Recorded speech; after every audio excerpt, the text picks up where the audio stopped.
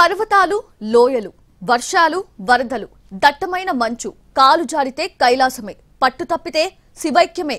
అనేక సవాళ్ల నడుమ ప్రపంచంలోనే అత్యంత క్లిష్టమైన అమర్నాథ్ యాత్ర ప్రారంభమైంది. హిమగిరిలో కాన శివరూపం, ప్రమిదే లేని హిమదీపం, మహాదేవుని దివ్య దర్శనం, ప్రమాదకర మార్గమైన శివయ్యపైనే భారం. అట్టహాసంగా అమర్నాథ్ యాత్ర ప్రారంభం. 38 రోజుల పాటు యాత్ర, పెహల్గాం అనుభవంతో కట్టుదిట్టమైన భద్రత. ప్రతి ఒక్కరూ జీవితంలో ఒక్కసారైనా చేసి తీరాల్సిన యాత్ర అమర్నాథ్ యాత్ర. ప్రతి శివభక్తులు చూసి తరించాల్సిన అద్భుతం హిమగిరి మహాదేవుడి రూపం. మంచు రూపంలో దివ్య దర్శనం ఒక ప్రత్యేక అనుభవం. మంచు పర్వతాలను దాటుకుని అంత ఎత్తులో ఉన్న గుహను చేరుకోవడం అంత సులువు కాదు. ప్రకృతి వైపరీత్యాలు సవాల్ విసురుతాయి. మెరుపు వేగంతో వరదలు భయపెడతాయి. విరిగిపడే కొండచర్యలు బెదరగొడతాయి. ఎముకలు కొరికే చలి అడుగు ముందుకు పడనీయదు. హఠాత్తుగా వాతావరణం మారిపోతుంది. కాలు జారితే కైలాసమే, పట్టు తప్పితే శివైక్యమే. పంచభూతాలను ఏకం చేసుకుంటూ నడవాలి. మంచు పర్వతాలను దాటుకుంటూ సాగాలి. మరోవైపు నక్కజిత్తుల ఉగ్రవాదుల పన్నాగాలను సైతం లెక్క చేయకుండా ముందుకెళ్ళాలి. అంతా పరమేశ్వరుడిపైనే భారం వేసి ముందుకు సాగాలి.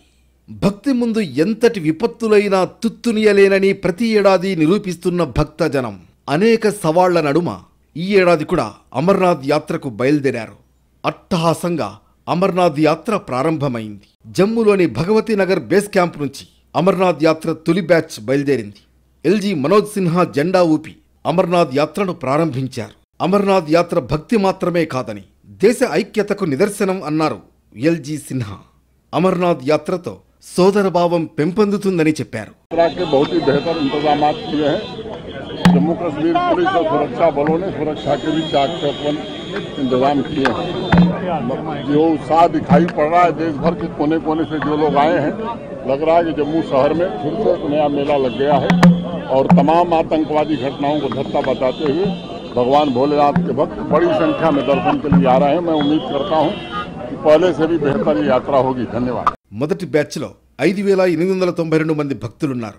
వీరిలో 1115 మంది మహిళలు, 31 మంది పిల్లలు, 16 మంది ట్రాన్స్జెండర్లున్నారు. ఈ సంవత్సరం 5 లక్షలకు పైగా యాత్రికులు పాల్గొంటారన్నది అధికారుల అంచనా. యాత్రికుల సౌకర్యార్థం వారు వెళ్లే మార్గాల్లో వైద్య సౌకర్యాలు, ఆహారం, వసతి కల్పిస్తున్నారు. జమ్మూ నుంచి బాల్తాల్, పెహల్గాంలోని బేస్ క్యాంపులకు యాత్రికుల కోసం ప్రభుత్వం ఉచిత బస్సు సర్వీసును ఏర్పాటు చేసింది.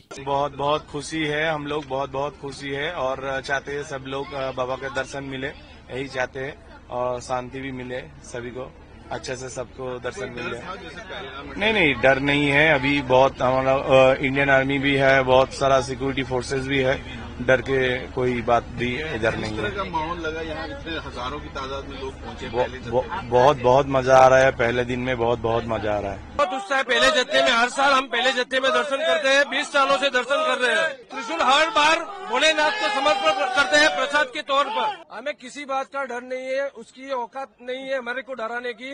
हम डरेंगे नहीं, हर बार यात्रा करेंगे, यात्रा करते रहेंगे. मेरा घर है वो, भोले बाबा का स्थान जो है हमारा घर है. हम किसी से डरने वाले ने, किसी की मजाल नहीं है हमें पे डराने की. जोश पूरे इंडिया से जगह जगह से लोग आए हैं. हर बार से 10 गुना जोश ज्यादा है और बाबा बर्फानी ऐसी सब पे कृपा बनाएंगे और सबकी यात्रा सकुल संपन्न होगी. జూలై 3 నుంచి ఆగస్టు 9 వరకు సాగుతుంది అమర్నాథ్ యాత్ర. మొత్తం 38 రోజులు. అమర్నాథ్ వెళ్లడానికి అనంతనాగ్ జిల్లాలోని పెహల్గాం, గాందర్బల్ జిల్లాలోని బాల్తాల్ మీదుగా 2 రూట్లున్నాయి. ఏప్రిల్ 22న పెహల్గాంలో పర్యాటకులపై టెర్రరిస్టుల అటాక్ జరిగిన పరిస్థితుల్లో అమర్నాథ్ యాత్ర కోసం కేంద్రం కట్టుదిట్టమైన భద్రతా చర్యలు తీసుకుంది. 581 కంపెనీల కేంద్ర సాయుధ పోలీస్ బలగాలను మోహరిస్తున్నట్లు తెలిపింది. ఇందులో సిఆర్పిఎఫ్, సిఐఎస్ఎఫ్, బిఎస్ఎఫ్, ఐటీబీపీ, ఎస్ఎస్బీలకు చెందిన 42,000 మంది జవాన్లు యాత్రా మార్గంలో పహారాగా ఉంటారు. పెహల్గాంతో పాటు బాల్తాల్ మార్గాలను నోఫ్లై జోన్గా ప్రకటించారు. సీసీటీవీ, డ్రోన్ నిఘాతో పాటు హెల్ప్ డెస్క్లు ఏర్పాటు చేశారు. ఈ ఏడాది పెద్ద మొత్తంలో రిజిస్ట్రేషన్లు వచ్చాయి. మొన్నటి వరకు భారీ వర్షాలు కురిసిన పరిస్థితుల్లో యాత్రికులు ఇబ్బంది పడకుండా చర్యలు తీసుకున్నారు అధికారులు. అమర్నాథ్ యాత్ర ప్రతి శివభక్తుడి కల. హిందువుల పవిత్రమైన తీర్థయాత్రలలో ఒకటి. జీవితంలో ఒక్కసారైనా అమర్నాథ్ యాత్రకు వెళ్లాలని ఎక్కువ మంది కోరుకుంటారు. అక్కడ కొలువై ఉన్న శివుడిని దర్శించాలని పరితపిస్తారు. ఒక్క అమర్నాథ్ యాత్ర చేస్తే 23 తీర్థయాత్రలను సందర్శించిన పుణ్యం వస్తుందని భక్తుల నమ్మకం. సహజంగా హిమంతో ఏర్పడే శివలింగం ఉన్న అమర్నాథ్ ఏడాదికి 2 సార్లు మాత్రమే భక్తుల దర్శనార్థం తెరుస్తారు. ఆ సమయంలో దేశంలోని వివిధ ప్రాంతాల నుంచి వేలాది మంది యాత్రికులు వస్తూ ఉంటారు. అయితే ఆ ప్రయాణం ఎంత కష్టమైనదైనా ఆనందంగానే ప్రయాణాన్ని కొనసాగిస్తారు. అలా ఏటా అమర్నాథ్ యాత్రకు వచ్చే భక్తుల సంఖ్య పెరుగుతూనే ఉంది. అమర్నాథ్ యాత్రలో అంతు చిక్కని రహస్యాలెన్నో నేటికి సజీవంగా ఉన్నాయన్న జంట పావురాలపై ఎన్ని మిస్టరీలో. అసలు అమర్నాథ్ యాత్ర పరమార్థమేంటి? ఒక్కసారి అమర్నాథ్ను సందర్శిస్తే మోక్షం లభిస్తుందన్న నమ్మకం ఎలా ఏర్పడింది? మొత్తానికి సుమారు 3800 మీటర్ల ఎత్తులో ఉంటుంది అమర్నాథ్ గుహ. జమ్మూ నగరానికి 178 కిలోమీటర్ల దూరంలో కొలువైంది. ప్రతి సంవత్సరం జూలై నెలలో ఇక్కడ సహజంగా మంచు శివలింగం ఏర్పడుతుంది. అమర్నాథ్ని ప్రాచీన కాలంలో అమరేశ్వరుడు అని పిలిచేవారు. ఈ పవిత్ర గుహ ఎత్తు సుమారు 150 అడుగులు. ఈ మంచులింగం ఎలా ఏర్పడింది, నిత్యం నీటి ప్రవాహం ఎలా సాధ్యమనే మిస్టరీలను ఇప్పటి వరకు ఎవరూ తేల్చలేకపోయారు. సాక్షాత్తు ఆ పరమశివుడి మహాత్మ్యమని భక్తుల నమ్మకం. అమర్నాథ్ గుహకు సంబంధించి అనేక కథనాలు ప్రచారంలో ఉన్నాయి. హిందూ పురాణాల ప్రకారం పరమశివుడు 3వ కన్ను తెరవడం వల్లనే ఈ గుహ ఏర్పడిందని నమ్మకం. ఇక్కడ శివలింగం సహజంగానే పెరుగుతోంది కాబట్టి దీన్ని సహజలింగమని అంటారు. అమర్నాథ్ స్థల పురాణం ప్రకారం పరమశివుడు భూమి, నీరు, గాలి, నిప్పు, ఆకాశమనే పంచభూతాలను ఈ గుహ పరిసర ప్రాంతాల్లో వదిలిపెట్టారని, అందుకే ఈ ప్రాంతాన్ని పంచతరణి అని కూడా పిలుస్తారని పండితులు వివరిస్తారు. పురాణాల ప్రకారం పరమశివుడు పార్వతీదేవికి అమరత్వ రహస్యాన్ని వెల్లడించిన ప్రదేశం అదేనని చెబుతారు. ఆ సమయంలో పార్వతీదేవితో పాటు ఇక్కడ నివసించే 2 పావురాలు కూడా అమరత్వ రహస్యాన్ని విన్నాయని, ఆ పావురాలు ఇప్పటికీ ఈ గుహలో నివసిస్తున్నాయని చెబుతారు. పావురాలు సజీవంగా ఉండడానికి కారణం శివయ్య బోధించిన అమరత్వ మంత్రాన్ని వినడమేనని అంటారు. అందుకే కైలాసనాథుడు చెప్పే అమరత్వం రహస్యం విన్న వారికి మరణం అనేది ఎప్పటికీ సంభవించదని భక్తుల ప్రగాఢ నమ్మకం. కైలాసనాథుడు చెప్పే అమరత్వం రహస్యం విన్న వారికి మరణం అనేది ఎప్పటికీ సంభవించదని అంటారు. కానీ అమరత్వం అంటే మరణం లేకపోవడం కాదు. పునర్జన్మ లేకుండా జన్మరాహిత్యాన్ని పొందడమే నిజమైన అమరత్వంగా భావిస్తారు. మోక్షం అంటే మరో జన్మకు ఆస్కారం లేకుండా భగవదైక్యం చెందడమేనని ధర్మశాస్త్రం ఘోషిస్తోంది. ఇలాంటి మోక్షాన్ని కోరుకునేవారు అమర్నాథ్ యాత్రకు వెళతారు. అమర్నాథ్ వద్ద ప్రవహించే పంచనదులు సాక్షాత్తు శివయ్య జటాజూటం నుంచి ప్రవహించాయని భక్తులు నమ్ముతారు. అందుకే అమర్నాథ్ గుహలో శివుడు జలరూపంలో దర్శనమిస్తారని విశ్వాసం. ఇందుకు సాక్ష్యంగా అమర్నాథ్ గుహలోని శివలింగం దగ్గర నుంచి ఎప్పుడూ నీరు ప్రవహిస్తూనే ఉంటుంది. ఈ నీరు ఎక్కడి నుంచి ప్రారంభమవుతుంది, ఎలా వస్తుందనేది ఇప్పటికీ అంతు చిక్కని రహస్యంగానే మిగిలిపోయింది. కైలాసనాథుడైన శివయ్యను ఆరాధించే వారిలో ప్రతి ఒక్కరూ తమ లైఫ్లో కనీసం ఒక్కసారైనా అమర్నాథ్ యాత్ర చేయాలని భావిస్తారు. హిమగిరుల్లోని అమర్నాథ్ గుహల్లో మంచు రూపంలో కొలువైన శివయ్యను దర్శించుకోవాలని భక్తులు తమ ప్రాణాలను పణంగా. అమర్నాథ్ యాత్ర ఆషామాషీ ప్రయాణం కాదు, అంత సులువు కాదు. రక్తం గడ్డకట్టే చలి, క్షణాల్లో మారే వాతావరణం, కాలు జారితే ప్రాణాలు తీసే దారులతో ప్రపంచంలోనే అత్యంత కష్టమైన యాత్రల్లో ఒకటిగా పేరొందింది. అయినా భక్తులు మంచులింగాన్ని దర్శించుకోవడానికి వెళుతూ ఉంటారు.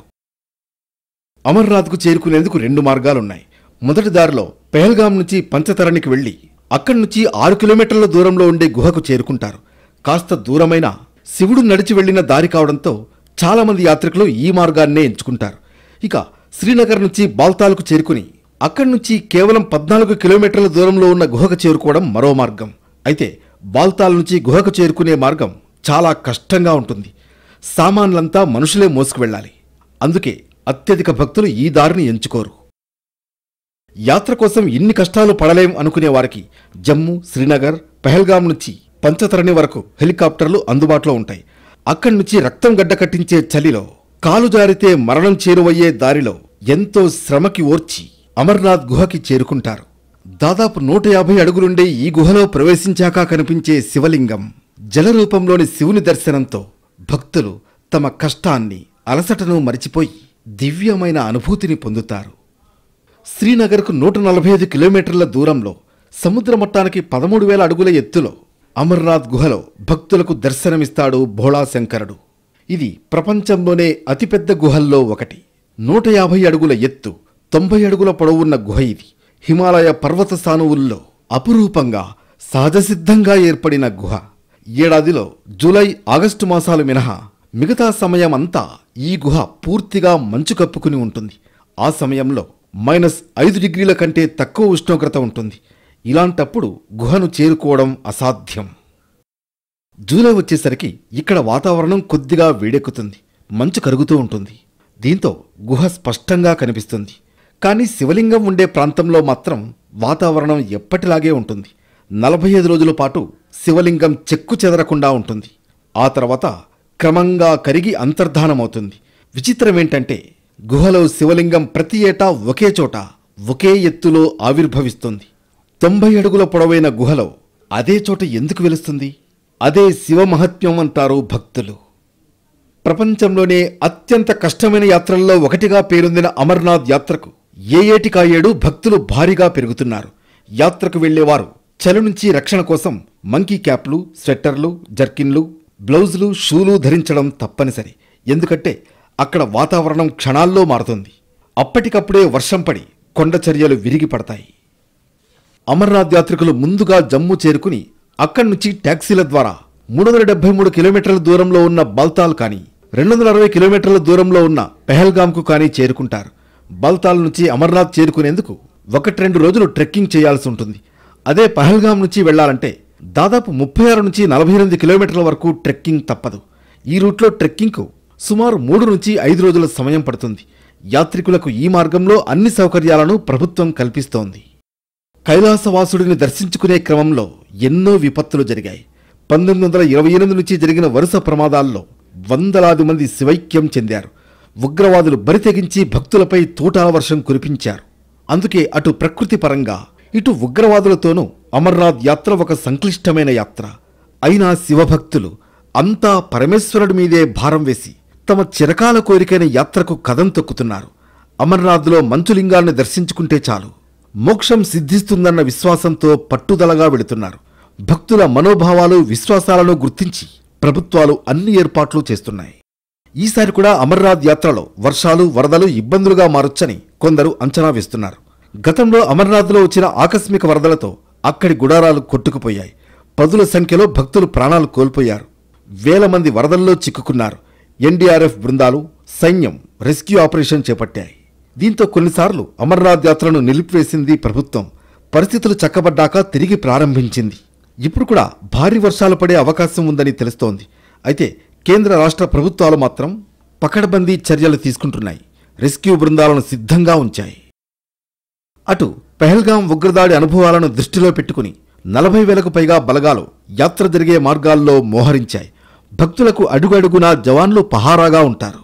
హెలికాప్టర్లు, డ్రోన్లు, సీసీ కెమెరాలతో ఎప్పటికప్పుడు సెక్యూరిటీని పర్యవేక్షిస్తూ ఉంటారు. మొత్తానికి హరహర మహాదేవ, శంభో శంకర అంటూ ఈ ఏడాది కూడా అమర్నాథ్ యాత్ర ప్రారంభమైంది. భారతదేశంలో అత్యంత ప్రతిష్టాత్మక యాత్రల్లో ఒకటైన అమర్నాథ్ యాత్ర అట్టహాసంగా మొదలైంది. జమ్మూ కాశ్మీర్లోని భగవతీ నగర్ బేస్ క్యాంప్ నుంచి యాత్రను ప్రారంభించారు లెఫ్టినెంట్ గవర్నర్ మనోజ్ సిన్హా. పురుషులు, మహిళలు, సాధువులతో సహా వేలాది మంది భక్తులు ఎంతో ఉత్సాహంగా యాత్రలో పాల్గొంటున్నారు. 38 రోజుల పాటు జరిగే అమర్నాథ్ యాత్రలో భక్తులు పవిత్ర గుహ దగ్గర శివలింగాన్ని దర్శించుకుంటారు. ఆగస్టు 9న యాత్ర ముగుస్తుంది. యాత్ర ఆశాంతం ప్రమాదకరమని తెలిసినా మహాదేవుడు వెలసిన పవిత్ర స్థలానికి తరలి వెళ్లి తరించాలని భావిస్తున్నారు భక్తులు. పెహల్గాం దాడితో భక్తుల్లో ఆందోళన పెంచాలని కుయుక్తులు పన్నిన పాకిస్తాన్ ఉగ్రవాదులకు ఈ యాత్ర సక్సెస్ ఓ చెంపపెట్టు. జమ్మూ కశ్మీరం అత్యంత సురక్షితమని మిగతా దేశానికి, ప్రపంచానికి చాటేందుకు భారత బలగాలకు ఇదొక అవకాశం. అందుకే ఈ ఏడాది అమర్నాథ్ యాత్ర అత్యంత ప్రాముఖ్యతను సంతరించుకుంది. These are the updates for now. Stay tuned.